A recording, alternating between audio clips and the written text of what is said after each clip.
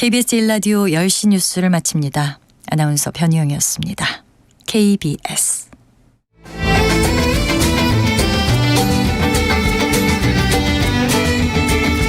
오늘을 함께하며 여러분의 내일을 응원합니다. 성공을 부르는 좋은 습관, 성공예감 이대호입니다. 성공예감 이대호입니다. 2부가 시작됐습니다. 10시 5분 지나고 있고요. 오늘 저희가 내드렸던 경제상식 퀴즈 정답은 바로 아르헨티나였습니다. 아르헨티나 지금 U20 월드컵이 열리고 있는 곳이고 우리에게는 어떻게 보면 지금 굉장히 이제 축제의 땅이 되고 있는데 이곳에 인플레이션 상황이 너무 심해서 인플레이션율, 소비자 물가지수 상승률이 뭐 100%를 넘는다고 하죠. 아르헨티나 많은 분들이 정답을 보내주셨고요. 3203님 탱고와 정열의 나라라고 알고 있습니다. 라고 보내주셨고 이기택님 환율 때문에 요즘 쇼핑을 많이 간다는 그 나라인가요? 맞습니다. 주외연님도 아르헨티나 나도 한번 가보고 싶다라고 보내주셨는데요. 주변국에서는 오히려 아르헨티나로 쇼핑을 가고 있다고 합니다. 생필품 살 때 국경을 넘어서 아르헨티나 갔다 오는 비용이 훨씬 더 싸다라는 거죠. 왜냐하면 여기는 인플레 때문에 좀 뭐 아르헨티나 내에서는 물건값이 계속 올라가는 걸로 보이지만 옆 나라나 주변 국가에서 갈 때는 이 나라의 화폐 가치가 그만큼 뚝뚝 떨어진다는 뜻이거든요. 물가 상승률이 100%라는 건 그 나라의 화폐 가치가 반토막씩 난다라는 뜻이어서 다른 나라 사람들에게는 뭐 관광 가거나 쇼핑 가기에는 좋은 참 이게 좋은 건지 안 좋은 건지 참 어려운 상황이죠. 뭐 여러분의 실시간 의견 정답 앞으로도 계속 시간은 열려 있고요. 정답은 지났구나. 네. 여러분의 다양한 의견 받습니다. 짧은 문자 50원, 긴 문자 100원이 되는 샵 9730으로 참여해 주시면 되고요. 오늘도 증시 상황이 꽤 괜찮습니다. 코스피가 12포인트 0.5% 올라서 2614포인트 가리키고 있고요. 다만 코스닥은 약보합 2포인트 정도 내린 0.3% 내린 865포인트 가리키고 있습니다. 원달러 환율은 1310원 안팎에서 움직이고 있습니다. 불확실성들이 좀 많이 지나간 측면도 있고 앞으로는 어떻게 될지 오늘 개미스쿨 신영증권 리서치센터 김학균 센터장과 함께합니다. 어서 오세요. 네, 안녕하십니까. 네. 어느덧 2600이 넘었습니다. 네, 그렇습니다. 불확실성 뭐 미국의 부채 한도 협상 이것도 해소가 됐고 그렇죠? 이러다 보니까 이제 슬슬 그 다음은 2700 아니야? 이런 약간 기대감들 나오거든요. 예. 2600에서 2700이면은 이게 뭐 한 3% 정도 오르면 되는 거니까 이게 뭐 안 된다 이렇게 말하기도 좀 힘들고요.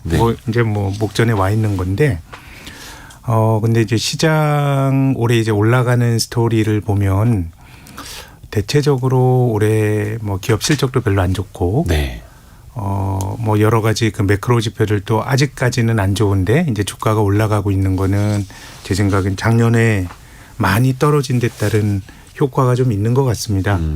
올해 성장률 전망치가 우리나라 성장률 전망치가 시장에서는 GDP 성장만 1.2% 할 걸로 전망하는데요. 이게 60년대 우리나라가 경제 개발을 한 이후에 5번째로 낮은 성장률입니다. 그러니까 올해 경기가 뭐 지금까지 시장의 기대치로 보면 별로 안 좋은데 주식은 뭐 바닥에서부터 한 15% 정도 올랐으니까 뭐 시장은 굉장히 이제 경기와 차별화가 되는 건데요. 과거에도 경기가 나빴을 때 올해가 5번째로 낮은 성장률이면 올해보다 성장률이 낮았던 게 80년도 2차 오일쇼크 때 또 98년 외환위기 때 2008년 글로벌 금융위기 국면 2020년 코로나 팬데믹 국면 이때 주식이 아주 많이 올랐습니다. 경기가 안 풀리고 막 이럴 때. 그런 것도 있고요. 작년 그 직전 해에 주가가 또 많이 떨어졌거든요. 그러니까 경기가 나쁠 거다라는 걸 선행적으로 반영하다 보니까 이제 올해가 오른 것 같고 그래서 뭐 기저효과로 어디까지 오를 수 있느냐 이건 뭐 정답이 있는 건 아니지만 대체적으로 저는 올라온 것은 이제 좀 기저효과가 강한 것 같고 그럼 이제 앞으로 어떻게 될 거냐와 관련해서는 저는 좀 긍정적으로 볼 수 있는 거는 반도체는 좀 제 생각에는 업황 사이클도 좀 바닥을 지나고 있는 것 같고 또 미중 간의 갈등에서 그 우리나라 반도체 업체들이 중국에서 가지고 있는 공장 이거 뭐 어떻게 될 거냐 굉장히 불확실성이 여전히 크지만 네. 그래도 뭔가 좀 현재의 상황이 좀 연장될 수 있는 그런 분위기가 만들어지는 것 같아서요. 반도체는 앞으로 좀 나아질 수 있는 좀 그 여지가 큰 것 같고 생각보다 부진한 건 중국입니다. 네. 중국이 경제를 닫아놨다가 올해 경제 재개를 하는데 1년 동안 거의 경제를 쉬었다 그러면 지금 중국 경제가 열게 되면 소위 기술적인 반등 논리로도 경기가 좀 뜨거워야 되는데 네. 오히려 뭐 슬금슬금 식는 것 같거든요. 중국이. 네, 그렇게 본다 그러면 한국 경제를 설명하는 거는 제 생각에는 업종으로 보면 반도체, 네. 지역으로 보면 중국이거든요. 네. 그래서 지금은 하나는 긍정적인데 하나는 좀 생각보다는 좀 부진하니까 뭐 모르겠습니다. 여기서 뭐 주가가 얼마나 오를 거냐 이런 거 말씀드리긴 쉽진 않습니다만은 가볍게 훅 올라가기보다는 굉장히 좀 호재와 악재 사이에서 시장에 좀 덜인 행보를 보이지 않을까라는 게 제 생각입니다. 뭔가 좀 줄다리기를 하면서. 네, 그렇습니다. 그 뒷부분에 좀 더 자세히 여쭤보겠고 일단은 하나 체크를 해야 될 게 이번 주 목요일이죠. 그 선물옵션 동시만기일. 네. 이걸 이제 내 마녀의 날이라고 했고 요즘에는 각종 선물옵션 뭐 상품들이 많아지면서 내 마녀가 아니라 거의 뭐 한 10개의 마녀가 이렇게 된 것 같긴 합니다만 또 요거를 신경 많이 쓰시는 분들은 주가 변동성 측면에서 걱정을 하시기도 하고 또 아예 신경 안 쓰시는 분들도 많기도 한데 일단은 선물옵션 동시 만기일의 변동성이 커지는 이유부터 좀 짧게 이야기해 주시겠어요? 일단은 이제 뭐 주식이라고 하는 건 만기가 없는 건데 파생 상품 선물옵션 같은 거는 만기가 있고 어쨌든 만기 때 포지션이 정리가 돼야 되니까 그래서 선물옵션의 포지션이 정리되는 과정에서 이게 현물 시장에도 영향을 주는데요. 일반적으로 우리가 사고 파는 주식을 현물 그리고 선물과 옵션은 현물에서 파생이 됐기 때문에 파생 상품이라 그러거든요. 그래서 뭐 어떤 경우는 최근에는 사실은 이런 일이 자주 나타나지 않았지만 뭐 7, 8년 전만 해도 선물옵션 만기일 때 막 코스피가 막 20-30포인트 갑자기 떨어지기도 하고 그래서 이 꼬리가 몸통을 흔든다라고 하는 얘기가 많이 나왔습니다. 주식이 현물이고 거기서 파생이 된 게 선물옵션인데 선물옵션 때문에 이제 현물 시장의 움직임까지 결정이 되니까 그런 얘기가 나왔는데 최근 아마 한 3, 4년은 아마 선물옵션 만기일 별로 뉴스에도 잘 안 나오고 잘 넘어가셨을 거예요. 그런 것 같아요. 저도 그렇죠? 체감상. 그거는 이제 현물 시장의 거래 규모가 많이 늘어난 것 같습니다. 특히 이제 뭐 개인 투자가들의 투자 붐이 2020년, 2021년보다는 많이 이제 좀 약해졌지만 그래도 그 기간 동안에 주식시장으로 돈이 많이 들어왔거든요. 그래서 이 선물 옵션이 현물 시장에 영향을 주는 꼬리가 몸통을 흔드는 거는 제 생각에는 꼬리도 커졌지만 몸통이 매우 허약했기 때문에 막 흔들렸거든요. 근데 이제 최근 들어서는 그런 약간의 좀 비정상적인 일이 벌어지지 않았고 또 이것을 미리 또 예측하는 것도 상당히 힘든 일입니다. 그렇죠. 그것을 뭐 우리가 염두에 두고 어떤 포지션을 잡는 거는 좀 어려운 일이고 다만 이제 선물옵션 만기일 때 시장이 많이 흔들렸다. 예를 들어서 코스피가 갑자기 동시호가 때 한 20-30포인트 밀렸다. 그러면은 그것은 이제 파생 상품은 그 청산이 되면서 그 포지션은 끝나기 때문에 그 다음 날은 또 그 정도는 또 회복되는 경우가 나왔었거든요. 오르면 그 다음 날 떨어지고 그렇기 때문에 뭐 지금도 선물옵션 포지션의 선물옵션 시장의 외국인 포지션이나 뭐 이런 걸 보더라도 딱히 뭐 어떻다라고 말할 정도의 쏠림은 있는 것 같지는 않고요. 그래서 뭐 어쨌든 뭐 현물 시장의 거래 대금이 많이 늘고 했기 때문에 뭐 이번에도 그냥 뭐 별 소란 없이 지나가지 않을까 뭐 그런 생각을 갖고 있습니다. 그 사실 선물 옵션이라든지 이런 파생 상품 하시는 분들은 그런 장중의 변동성, 장 마감 뭐 한 동시호가 10분 이후의 변동성에 대해 엄청나게 신경을 쓰시는데 뭐 중장기로 보시는 분들 입장에서는 대수롭지 않게 넘어가셔도 될 것 같기도 하고. 뭐 제 생각에는 그러지 싶습니다. 그렇죠. 그리고 뭐 여러 가지 경제 지표 이야기로 또 이어가 보지 않을 수가 없는데 앞에서도 우리나라 딱히 뭐 경제 지표들, 경제 성장률 기대치가 높은 것도 아니고 여러 가지 좋은 것도 아닌데 증시는 좀 슬금슬금 올랐고 물론 우리 증시는 상대적으로 좀 많이 부진해요. 뭐 거의 최고가 가고 있는 90년 이후 최고가 가고 있는 일본이라든지 네, 일본은 세죠. 거의 사상 최고가 가고 있는 뭐 프랑스, 독일 이런 네, 유럽 증시라든지 네. 이런 거에 보면 근데 또 사실 유럽이나 이런 나라들이 경제 성장률이나 매크로 지표가 또 좋은 것만은 또 아니고. 그럼요. 네. 이게 보면 예. 이게 그 금융시장에서 약간 수익률의 평균 회귀 이런 개념이 있는데요. 네. 결국은 많이 오르고 가치보다 주가가 많이 뜀박질을 하게 되면 많이 오른 데는 좀 주가가 조정을 받고 많이 떨어진 거는 또 이제 반등을 하면서 어느 정도 균형점으로 간다는 이야기인데요. 네. 지금 유럽이 잘 나가는데요. 유럽의 주가의 고점은 2015년, 16년 고점 수준을 지금 넘기면서 사상 최고가를 기록하는 거거든요. 예. 우리 주가 기준으로는 2015년, 16년에는 뭐 한 주가 지수가 한 2,000 언저리였을 것 같아요. 네. 근데 우리 주식은 2,000 하다가 2021년에 3,300까지 갔고 거기보다 밀리는 거고 일본의 경우는 지금 코로나 이후 최고치인 건 맞는데 말씀하신 것처럼 뭐 그 사상 최고치와는 조금 이제 괴리가 아직은? 있는 네, 그런 거라서 한 5, 6년 정도 이렇게 그 기간을 늘려놓고 보면 그 기간에 좋았던 사실 미국 시장도 한국과 올해 성과로 보면 한국보다 못 올랐습니다. 네. 뭐 다우는 거의 뭐 주가 지수가 작년 말 수준이에요. 그러니까 많이 올랐던 미국은 좀 부진하고 하기 때문에 지금은 어떻게 보면 시장이 가지고 있는 절대적인 가격 레벨이 올해의 좀 성과를 결정짓는 그런 요인들이 아닌가라는 생각을 하게 되고요. 뭐 장기간에 걸쳐서 부진했던 거는 뭐 중국이죠.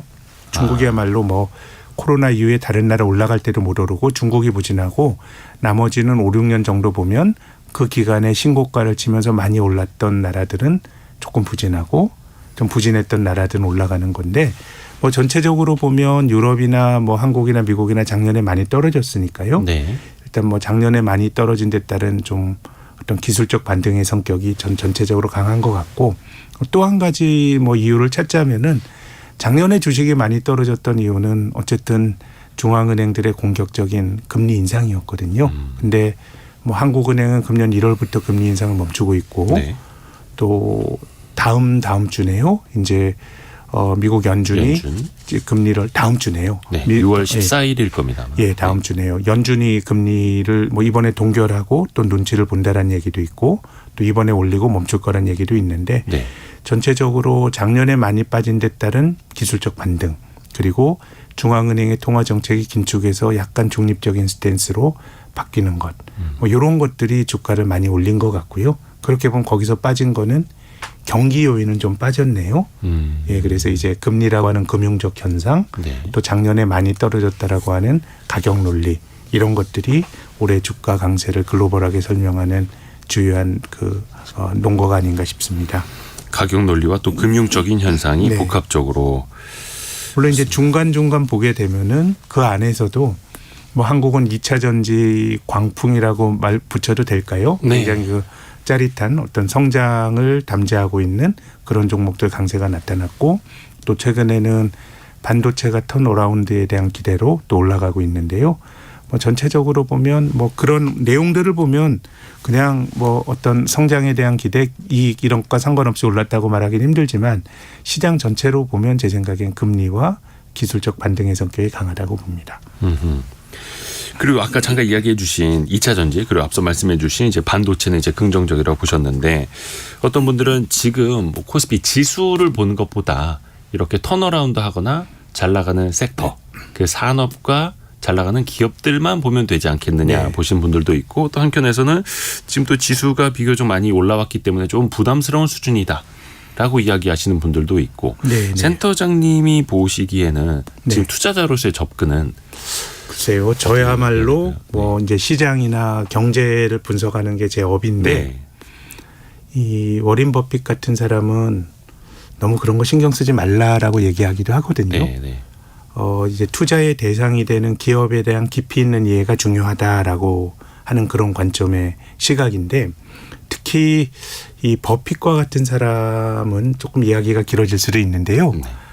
이 단기적인 것보다는 장기적인 시각에서 접근하는데 그렇죠. 실은 뭐 단기적인 흐름을 잘하는 게 뭐 제일 좋은 거죠. 그렇죠? 짧은 파동을 내가 다 맞추면 돈을 단기간에 많이 벌 수 있는데 이제 버핏이라고 하는 사람 유의 시각은 이제 가치 투자자들의 시각은 그거 누가 알겠냐라는 거죠. 그렇죠. 뭐 장기적으로 우리가 기업에 대한 깊이 있는 이해를 가지고 그 주식을 사게 되면 뭐 언제 갈지 모르지만은 시간 지나가면 이제 가는 그런 개념으로 이제 보는 거거든요. 이제 그런 사람들 입장에서 이제 버핏이 실제로 한 말인데요. 이런 얘기를 했습니다. 내가 주식을 사는 거는 어떤 기업과 동업을 하는 거다. 내가 내 돈 가지고 어떤 장사를 할 수도 있지만 이건 내가 특정 기업과 동업을 하고 그 기업의 일부를 사는 거다. 그럼 내가 실제로 어떤 기업을 한다고 생각을 하면 보다 장기적인 관점에서 접근을 하지. 뭐 연준이 금리 올린다 그래서 내가 뭐 장사를 하는데 그 기업을 금리 올리니까 기업을 팔진 않지 않느냐. 그래서 이런 것들은 기본적으로 약간은 노이즈로 보는 관점이 있는 것 같고요. 네. 또 비슷하게 버핏 같은 사람은 이런 얘기도 합니다. 기업들이 미국이나 한국이나 분기별로 기업 실적 발표하는데 분기별 기업 실적이 계속해서 시장의 기대치를 웃도는 기업은 이거 좀 이상하다. 기업 활동이라고 하는 게 계산할 수 있는 것도 아니고 네. 한데 계속해서 시장의 눈높이보다 높은 그 기업 이익을 내는 거는 예를 들면은 예전에 GE라고 하는 굉장히 유명한 전 세계에서 가장 오래된 가전회사를 경영했던 잭 웰치 같은 사람이 그랬거든요. 네. GE의 그 분기 기업이익은 늘 시장의 기대치보다 더 나왔거든요. 그래서 워렌 버핏은 이것은 뭐 설마 GE가 그 분식회계를 했겠습니까? 그건 아니겠지만 네. 너무 보여주는데 보여주는 이익에 신경을 기업이 많이 쓴다는 거다. 그걸 다른 데 돌려야 된다라는 거거든요. 네. 그래서 뭐 펀드에 투자하시는 분들이나 아니면 뭐 이제 환율이라든가 이런 뭐 글로벌 매크로 투자하시는 분들은 제 생각에는 매크로 지표가 좀 중요한 면도 있는 것 같고 경제 지표들. 다른 측면에선 저는 뭐 우리가 주식을 하나 둘 개별 주식을 사는 사람 입장에서는 제 생각에는 기업에 대한 깊이 있는 이해가 좀 가장 중요할 것 같고 뭐 그런 조언을 좀 드리고 싶습니다. 기본적으로는 기업에 대한 깊이 있는 이해. 그렇죠. 우리가 기업이 발행한 주식, 그 주식에 투자를 하는 것이 기본이고 네. 또 근데 사실 우리가 매크로를 계속 신경 쓰는 거, 이른바 거시경제 지표들까지 신경을 쓰는 건 그게 계절 변화, 네. 그렇죠. 온도 변화를 네. 좌우할 수 있기 때문이고. 그래서 앞에서도 말씀하신 반도체 같은 경우에는 가장 긍정적으로 지금 센터장님도 보고 계시는 거고. 네, 조금 좋아지는 거 아닌가라는 기대가 되고요. 이제 뭐 세상에 뭐 확실한 건 없으니까. 네. 근데 이제 반도체의 경우에는 업황 본질적인 사이클보다는 이제 우리나라가 중국에서 반도체를 가장 많이 생산하는 나라인데 지금 이제 미국의 의원들이 뭐 그런 주장한다는 거 아닙니까? 공식적으로 나온 건 아니지만 네. 작년 10월 달에 미국의 반도체법이라는 게 발효가 되면서 그러니까 미국이 그 소위 동맹국들에게 하는 이야기는 중국에서 반도체 공장 빼라라고 하는 요구를 하는 것 같아요. 사실상. 네, 사실상. 그 너무 어마어마한 일 아닙니까? 그러니까 우리 입장에서야 실은 뭐 그런 미국의 입장이 그렇다고 하더라도 우리나라처럼 중국에서 반도체를 가장 많이 생산하는 국가 입장에서는 날벼락이죠. 특히나 뭐 몇 해 전에 우리나라 유수의 반도체 회사가 인텔로부터 미국 회사로부터 큰 반도체 공장을 중국 공장을 사기도 하고 했거든요. 그러니까 미국에 있는 인텔이라는 나라는 우리나라 하이닉스에게 반도체 공장을 팔아놓고 네. 중국에 있는 반도체 공장을 팔아놓고 사실상 그 중국에서 돌려야 하는 반도체 공장은 자기네들이 미국이 막 좌지우지하려고 하고 네. 더 이상 그렇죠. 생산량이나 막 이런 거 늘리지 말라고 통제하려고 하고. 네. 그래서 너무 억울한 거 반도체를 아닙니까? 그렇죠. 우리 입장에서는 네. 뭐 장기적으로 뭐 세상이 갈라진 세상에서 우리가 어떤 선택을 해야 한다고 하더라도 약간은 좀 이제 완충 기간이 좀 필요할 것 같습니다. 네. 그래서 이제 작년 10월 달에 미국이 반도체법을 발효를 하면서 중국에 있는 공장에 최첨단 반도체 장비를 못 들어가게 규제를 했었죠. 네. 근데 이제 그렇게 했을 때는 그 최첨단 반도체 장비라는 게 일본의 뭐 도쿄 일렉트론이라든가 네덜란드의 ASML 이런 회사들인데 네. 뭐 일본 회사들은 뭐 미국 이야기에 별로 반발을 안 했고 네덜란드의 ASML 같은 경우는 반발을 했었죠. 네. 이게 중국이 반도체 공장 전 세계에서 제일 많이 짓는 데인데 우리가 그쪽에서 공장을 많이 파는데 그 설비를 많이 파는데 너네가 이렇게 하는 건 좀 부당하다라고 얘기를 했는데 뭐 어떤 이유가 됐건 ASML도 거의 이제 미국과 보조를 맞추는 쪽으로 이제 돌아선 것 같고요. 마지막에 거의 수긍을 하고. 네. 우리나라 업체가 문제죠. 신공정 장비가 안 들어가게 되면 문제가 생기는데 네. 작년 10월에 미국이 반도체법 발효하면서 지금부터 하지 마 그랬는데 네. 우리 같은 회사는 우리나라 같은 나라는 어쨌든 날벼락을 맞은 거고 그래도 우리가 미국의 동맹국이라서 어쨌든 미국이 1년 정도 유예 기간을 줬습니다. 네. 그래서 이제 금년 10월 이후 어떻게 될 거냐가 중요한데 지금 미국의 몇몇 지역구 의원들이 그런 주장한다는 거 아닙니까? 미국 바이든 행정부가 한국 반도체 봐주는 거 아니야? 그래서 중국에 새로운 장비가 들어가고 이런 것들을 사실상 허용해 주는 거 아니냐라는 얘기가 나오는데 이게 공식적으로 얘기가 안 나왔지만은 파이낸셜 타임즈 같은 유수의 그 언론기관에서는 한국 10월에도 새로운 장비가 들어갈 수 있는 유예 기간 어렵다는 얘기들이 계속 나오고 있거든요. 그래서 제 생각에는 뭐 우리가 그런 약간의 시간을 벌고 있는 게 아닌가. 그렇기 때문에 미국 의원들도 미국 바이든 행정부에 역으로 그러지 말란 얘기가 나오는 거는 뭔가 한국이 뭐 1년이면 1년 그런 유예 기간을 좀 벌어놓은 거 아닌가라는 생각은 드는데 네. 어쨌든 반도체와 관련한 리스크는 제 생각에는 뭐 업황 사이클보다는 이런 지정학적인 제가 갖고 있는 저는 그런 기대와 그런 판단을 내리는데 그게 아니라 그러면 네. 반도체는 굉장히 또 나쁜 시그널이 또 될 수가 신호가 될 수 있기 때문에 뭐 말씀드리고 보니 개별 기업에 대한 이해도 좀 중요하지만 또 지금과 같은 세상에서는 또 뭔가 개별 기업 위에서 그렇죠. 영향을 주는 지정학적 논거 뭐 이런 것들도 좀 영향을 많이 주는 세상인 듯합니다. 그래서 반도체 경기의 사이클은 이제 돌아오고는 있지만 약간 봄 기운이 느껴지지만 자꾸 어디에선가 찬 기운을 우리에게 불어넣기 때문에 그 불안함이 항상 또 마음속에 있는 거고요. 이건 뭐 계속 될 테니까 반도체는 네, 또 센터장님 만나 뵐 때마다 또 계속해서 여쭤봐야 됩니다. 체크를 하면서 가는 거죠 우리가. 네. 또 하나 체크를 해야 될 게 국제유가입니다. 네네네. 국제유가. 이게 사실 경기가 좋을수록 국제유가도 좀 오르기 마련이고 네. 또 경기가 떨어지면서 국제유가도 좀 낮아졌던 측면도 있고 얼마 전에 뭐 배럴당 $70를 깨고 내려가기도 했었죠. 그렇습니다. 그러다 보니까 또 산유국들은 가만히 있질 않습니다. 네. 네. 가격 지탱하려고 네. 감산을 더하죠. 오펙 플러스 회의가 있었는데 이거 어떻게 평가를 해야 될지 모르겠습니다. 일단 오펙 전체가 감산을 하는 거는 아니고 네. 사우디가 감산 자발적 규모를 감산. 네. 예, 100만 배럴 추가 감산하겠다. 네. 이미 이제 오펙이 감산을 그 작년에 결의를 해서 네. 감산을 하고 있습니다. 그렇죠. 그 감산은 연장이 됐고요. 음. 이 감산 기존의 이제 산유국들의 감산 연장에 사우디는 거기에 더해서 우리가 감산을 하겠다라고 하는 이야기가 나왔고요. 추가로 하루에 100만 배럴을 감산한다. 그렇습니다.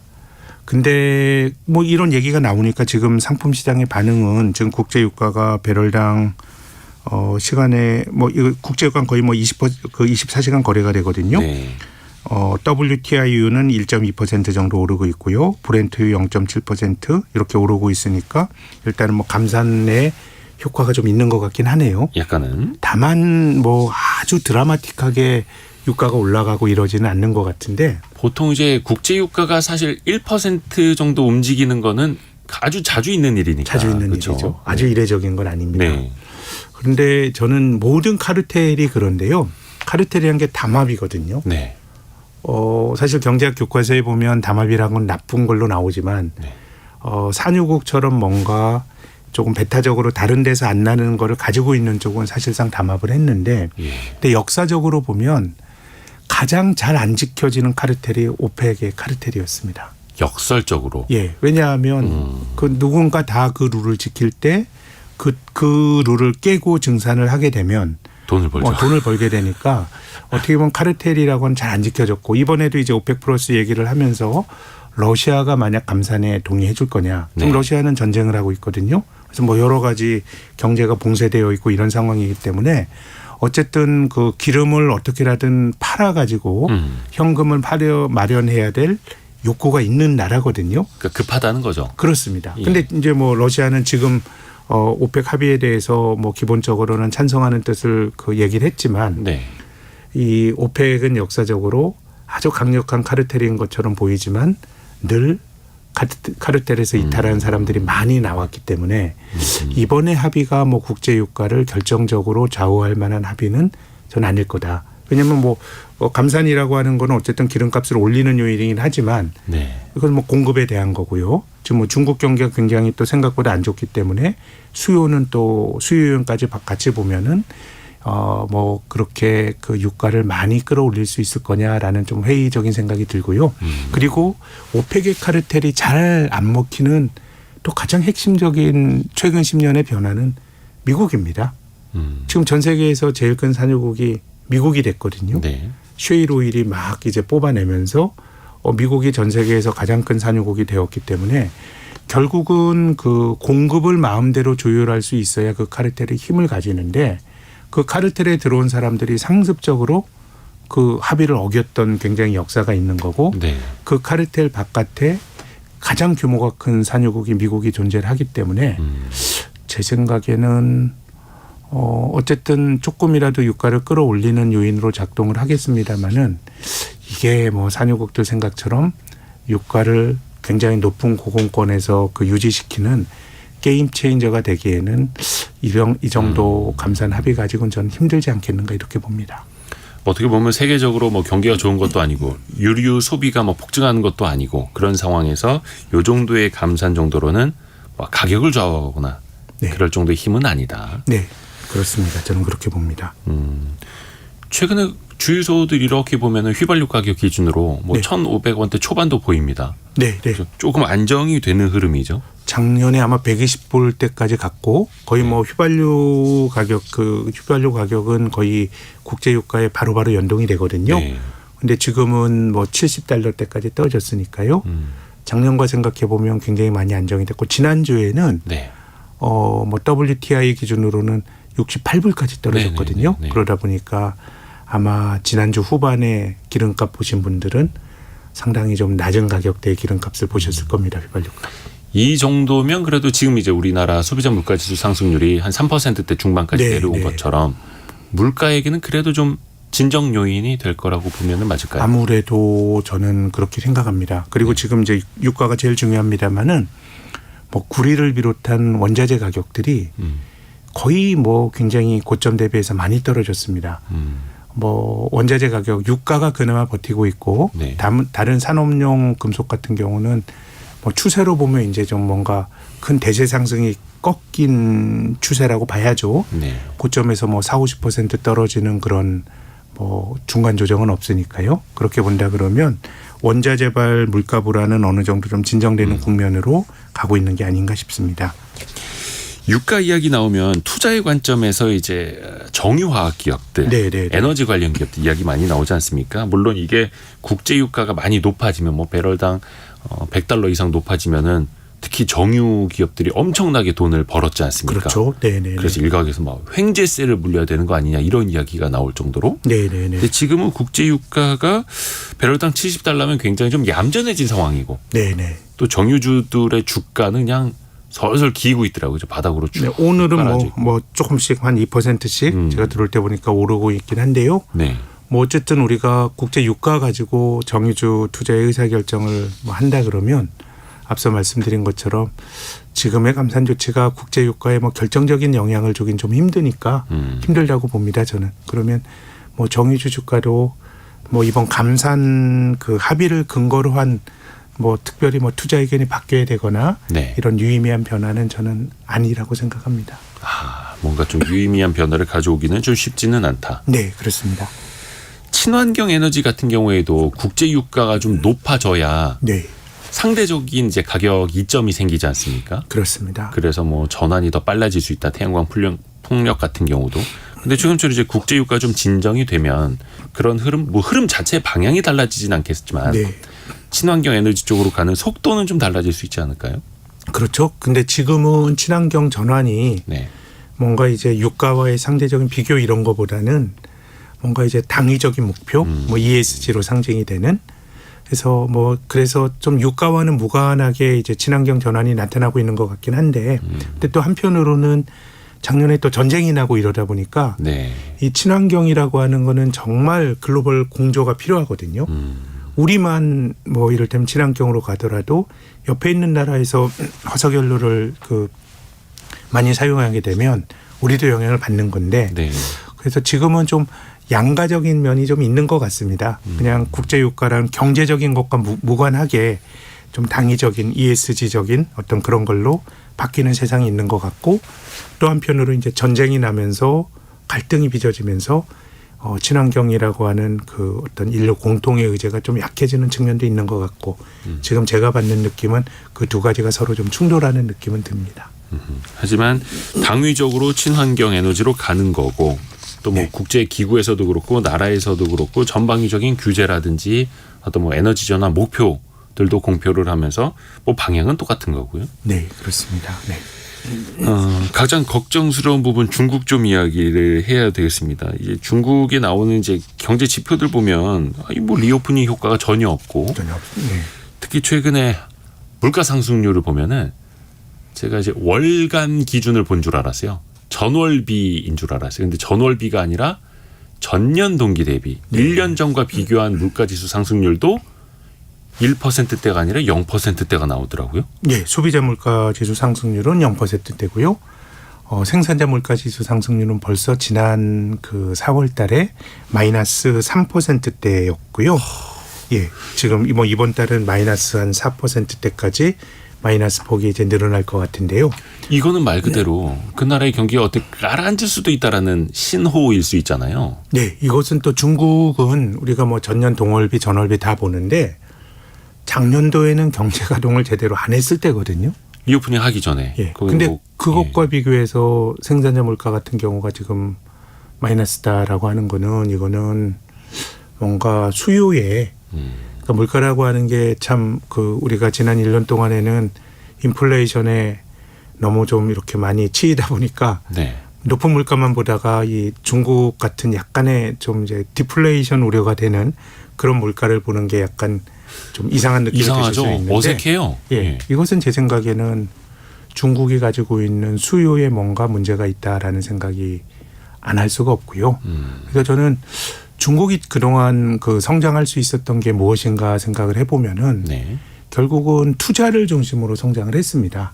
투자. 네. 이제 소비, 민간 소비는 중국 GDP에서 차지하는 비중이 40%가 안 됩니다. 미국은 한 70% 정도가 되고, 그래서 우리가 중국의 소비 시장을 공략해야 된다라고 하는 이야기는 네.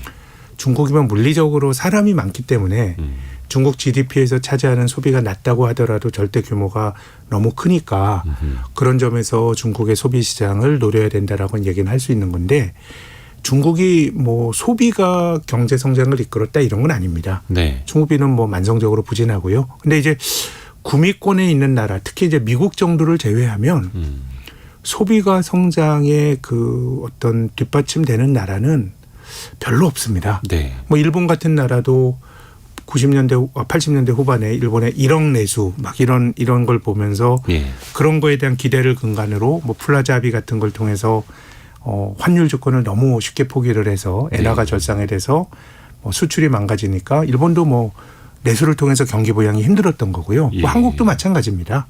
뭐 굉장히 발달한 그 선진국이 됐습니다마는 민간 소비는 만성적 정체고요. 그래서 저는 참 소비로 경기를 부양할 수 있는 나라는 돈을 맘대로 찍어낼 수 있는 기축통화국이고 네. 또 미국은 2000년대 중반에는 저축률이 마이너스까지 갔거든요. 예. 그렇게 막 빚내서 할 수 있는 그런 나라가 소비로 되는 거고요. 그래서 중국은 투자인데 그 투자도 두 가지가 있습니다. 건설 투자와 설비 투자가 있는데 네. 중국은 뭐 건설 투자에 대한 의존도가 너무너무 큰 나라입니다. 예. 근데 이제 5월 달까지 나온 중국의 지표를 보니까 5월 달까지 중국의 건설 투자가 마이너스예요.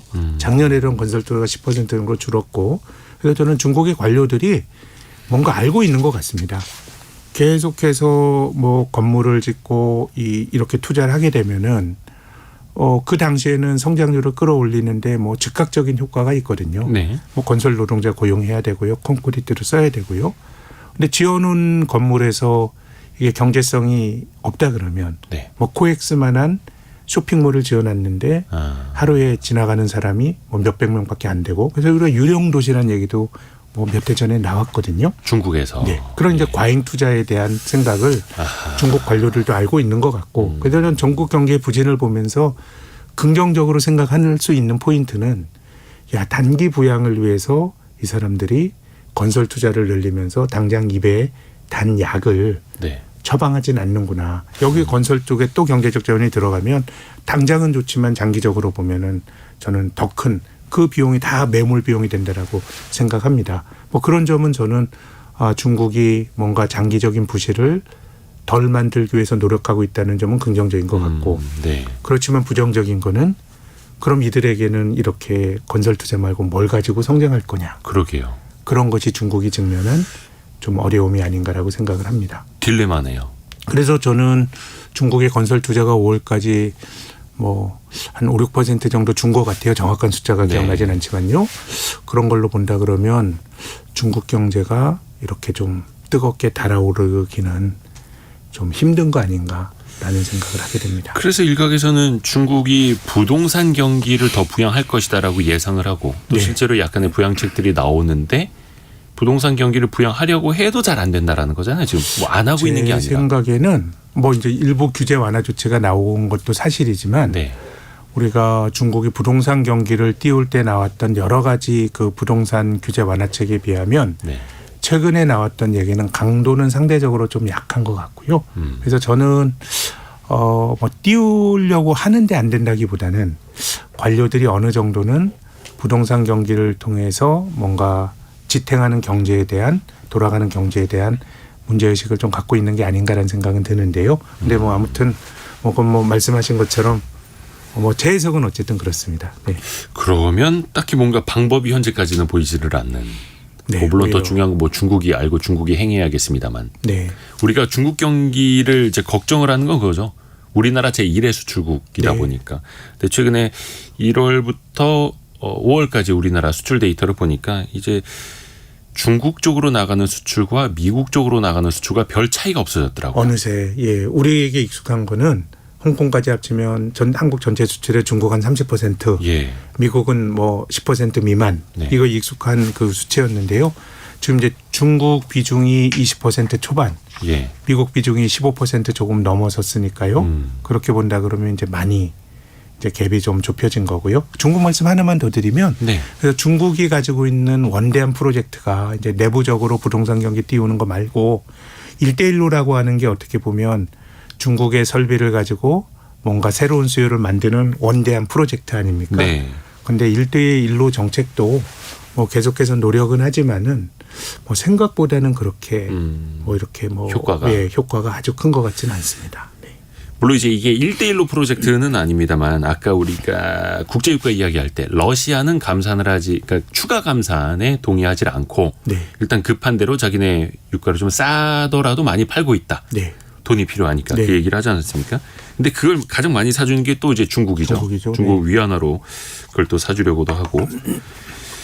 미국의 그 중앙정보국 CIA 국장이 종종 이런 발언을 합니다. 러시아는 중국의 경제 식민지가 될 것이다. 네, 네, 네. 중국이 러시아를 길들이고 있는 것이다. 네. 또 러시아 기업들이 중국 수출에 너무 매달리게 되면서 이제 종속적으로 될 것이다라는 네. 이야기를 해요. 이걸 또 센터장님은 어떻게 네, 해석을 저는 하세요? 경제가 좀 블록화되는 느낌이네요. 앞서 이제 제가 반도체도 말씀드렸지만 블록화라는 건 끼리끼리. 그렇기 때문에 예를 들어서 최첨단 장비가 중국으로 안 들어간다. 예. 그러면은 저사양의 반도체를 쓰는 데도 있거든요. 예. 그러면 중국에선 저사양의 반도체를 만들어서 그걸 가지고 예컨대 중앙아시아나 이런 데로 교류를 하게 되고 이런 별도의 생태계가 만들어질 수 있고 네. 사우디 입장에서 중국과 이제 과거에는 미국이 제일 많이 수입을 했는데 지금은 중국 뭐 미국이 원유 자립도 높은 중국으로 많이 그 수출을 하다 보니까 뭔가 블록화가 되면서 최근에 우리가 본 뉴스가 위안화 거래 비중이 예. 중국이 다른 나라 교역할 때 달러보다 위안화 비중이 높아졌다는 건데 그런 위안화가 정말 진정한 의미에서 국제화가 됐다기보다는 세상이 분열이 되고 미국 바깥에 있는 나라들의 블록화가 진행이 되면서 그 과정에서 위안화의 사용 비중이 좀 높아질 가능성은 있는 것 같고요. 그런데 뭐 우리나라라든가 아니면 서구권에서 위안화가 많이 쓰일 거냐 뭐 이런 건 아닌 것 같고 뭔가 세상이 좀 나눠지면서 그 안에서 거래가 되는 매개체도 좀 바뀔 수 있고 뭐 그런 생각은 하게 됩니다. 중국은 또 자신들의 영향력, 위안화의 확산을 노력하고 있고 또 그중에 또 러시아가 또 도움을 일종의 주고 있고 그들이 네, 러시아, 하나의 사우디 블록화가. 뭐 이런 나라들이 그런 위안화 블록에 들어갈 가능성이 있다고 봅니다. 오늘도 다양한 이야기 많이 들어봤습니다. 신영증권의 김학균 리서치 센터 오늘 감사합니다. 예, 감사합니다. 고맙습니다. 라디오 정보센터 뉴스 듣고 오겠습니다. 금융감독원에 따르면 국내 금융회사의 올해 1분기 순이익은 16조 2,400억 원으로 지난해 같은 기간보다 2조 7천억 원 늘어난 것으로 추산됐습니다. 이 가운데 은행과 보험회사의 순이익은 12조 2,300억 원으로 지난해보다 3조 5,600억 원 급증했습니다. 저축은행 중앙회 소비자 포털 공시를 보면 자산 규모 기준 상위 5개 저축은행의 1분기 순이익 합계는 378억 원으로 지난해 같은 기간보다 78% 줄었습니다. 통계청에 따르면 라면의 소비자 물가지수는 124.04로 지난해 같은 기간보다 13.1% 올랐습니다.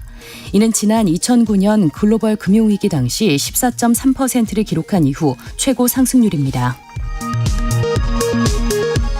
조 바이든 미국 대통령이 연방 부채 한도를 상향하는 법안에 서명함에 따라 미 재무부가 4개월여 만에 신규 국채 발행을 재개한다고 블룸버그 통신이 보도했습니다. 지금까지 라디오 정보센터 조진주였습니다. 오늘도 여러분이 아까 증여세 관련된 질문, 실손보험 관련된 질문들도 많이 보내주고 계시네요. 또 저희가 하나하나 또 모아놓고 있습니다. 애프터 서비스 시간. 오늘은 곽지연 리포터. 어서 오세요. 네, 안녕하세요. 어떤 질문부터 들어볼까요? 네, 오늘 7008번이 보내주신 질문을 시작합니다. 택시 산납금 제도는 전세 제도와 비슷해서 폐지할 수 없을 것 같은데 어떤가요? 택시 산납금 제도는 현재는 폐지가 됐죠. 네. 지난 2020년 1월부터 택시 산납금 제도는 폐지가 됐습니다. 네. 대신에 전액관리제라는 게 시행이 되는데 이름은 어렵죠. 근데 쉽게 말하면 월급제라는 겁니다. 기존에는 택시기사님들이 하루에 번 돈 중에 얼마 이상을 회사에다 납부를 하고 그 이상으로 번 게 나의 수입이었다면 네. 이제는 얼마를 벌건 간에 회사에서 월급을 받는다. 대신에 택시 요금 받는 건 다 회사로 들어간다. 네. 이렇게 보시면 될 텐데 근래 들어서 과거에 그러니까 3년 전에 택시 산납금 제도로 다시 돌아가고 싶어요라고 말씀하시는 택시기사 분들이 꽤 계시는 거예요. 네. 왜냐하면 이제 월급제다 보니까 내가 얼마를 뛰던 얼마나 열심히 뛰던 손님을 위해서 얼마나 노력을 하던 나의 월급은 똑같다. 근데 산납금 제도라는 건 내가 내고 나서 그 이상을 뛰면 정말로 열심히 일하면 한 달에 300만 원 어떤 분은 400만 원 이상까지도 가져갔는데 네. 이게 뭐 그냥 월급제 되니까 뭐 280만 원 다 똑같네. 열심히 할 필요 없네. 이렇게 된다라는 거죠. 물론 과거에 산납금 제도가 없어진 거는 이 산납금 때문에 많은 기사님들이 너무 무리하신다. 네, 건강권을 해칠 수도 있다. 난폭 운전 혹은 승차 거부가 많다라고 하면서 일률적으로 가자. 월급제 이렇게 됐던 건데 어떻게 보면 인간의 본성을 잘 활용할 수 있는 방법 혹은 자본주의에는 지금에 와서 보니까 산납금 제도가 긍정적인 면이 있었구나라는 게 다시 보이는 거죠. 물론 이거는 여러 논의를 해봐야 됩니다. 택시기사님들 이야기도 더 많이 들어봐야 되고요. 맞습니다. 자, 다음 질문은 5484번님이 보내주셨습니다. 미국 굴지의 대기업들도 전문 경영인이 많던데요. 사례가 궁금하고요. 또 우리나라 기업 경영은 왜 그렇지 않을까요? 미국은 뭔가 전문 경영인들이 경영을 더 잘하는 것 같죠. 전문적으로. 네, 전문. 우리나라는 뭔가 전문 경영인들보다는 이른바 오너 중심, 창업자 중심의 경영을 하는 것 같지요. 근데 사실 현황 제도만 놓고 보면은 크게 다르지 않습니다. 뭐 사례 이제 물어보셔서 말씀을 드리면 존슨앤존슨, 네. J&J라고 하는 이 회사 지금 굉장히 전문 경영인이 경영 잘하는 것 같은데 원래 여기도 1880년대부터 가족 기업으로 시작을 했고요. 포드 자동차도 1903년 가족 기업으로 시작을 했습니다. 물론 이제 그 이후에는 전문 경영인 체제로 돌아선 기업들이 많은데 네. 우리나라도 비슷합니다. 뭐 삼성전자 같은 경우에도 이재용 회장이 있지만 각 사업 부문별로 또 법인별로 대표이사들 다 따로 있죠. 네. 해서 책임 경영들을 하는 전문 경영인들이 있기는 있는데 핵심은 전문 경영인 여부가 아니라 그들에게 주어진 권한과 그들의 실력 두 가지입니다. 물론 실력에 따라서 전문 경영인이 대표이사를 맡아야겠습니다만 그 실력대로 올라오느냐.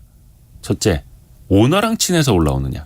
오너에게 30년 동안 열심히 가방을 잘 들어줘서 올라왔느냐도 따져봐야 되는 거고 또 하나 그런 전문 경영인들에게 막강한 권한이 있느냐.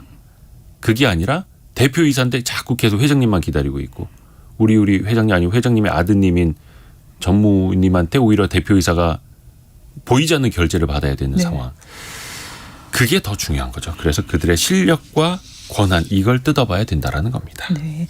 자, 다음 질문은 7100번님. 상속세를 낮춘다고 일감 몰아주기를 안 할까요? 어떻게 될까요? 사실 지금 일감 몰아주기는 다양한 각도에서 규제가 많이 생겼죠. 네.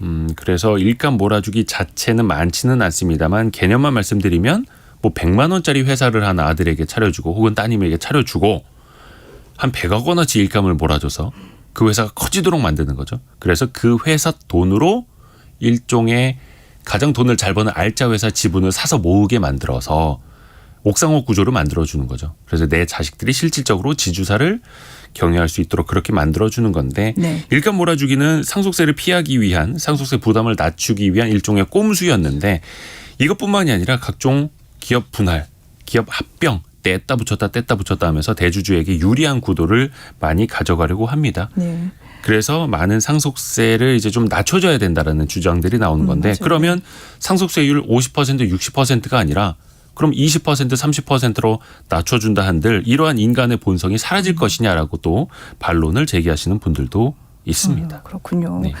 자, 다음은 안진수 님이 보내주셨는데요. 이 수출에 대한 자세한 정보를 알고 싶습니다. 확인할 수 있는 사이트가 있나요? 어디에서 찾아봐야 될까요? 가장 대표적으로 한 3가지 정도가 있는데요. 일단은 한국무역통계 정보 포털이 있습니다. 이거는 한국무역통계진흥원이라는 곳에서 운영을 하는 건데 네. 여기는 좀 회원 가입하고 로그인을 해야 돼서 좀 아마 보시기는 쉽지가 않을 것 같고요. 네.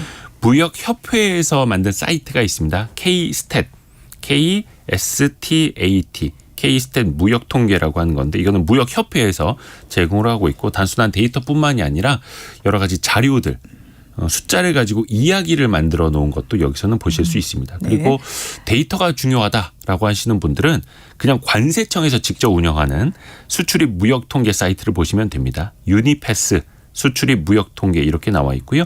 이건 관세청이 직접 운영을 하다 보니까 다른 데보다 조금은 빠릅니다. 그리고 수출입 통계는 매월 1일, 11일, 21일 한 달에 3번 관세청 보도 자료를 통해서 나옵니다. 이게 가장 빠릅니다. 네, 그리고 이 이걸 데이터들을 봐야겠네요. 가공해서 수출입 무역통계나 Kstat 무역통계나 한국 무역통계 정보 포털 이런 데들에 올라가는 거죠. 네. 우리나라가 상대적으로 데이터가 잘 되어 있습니다. 네. 오늘도 곽지연 리포터 수고 많으셨습니다. 네, 고맙습니다. 고맙습니다. 하나라도 더 전달해 드리려고 하는 모습 너무 고맙습니다. 성공예가 벌써 마칠 시간이고요. 예, 내일 현충일이죠. 예, 빨간 날. 하지만 저희는 쉬지 않고 생방송으로 다시 돌아오겠습니다. 9시 5분에 다시 돌아오겠습니다. 성공예감은 오늘도 여러분을 응원합니다.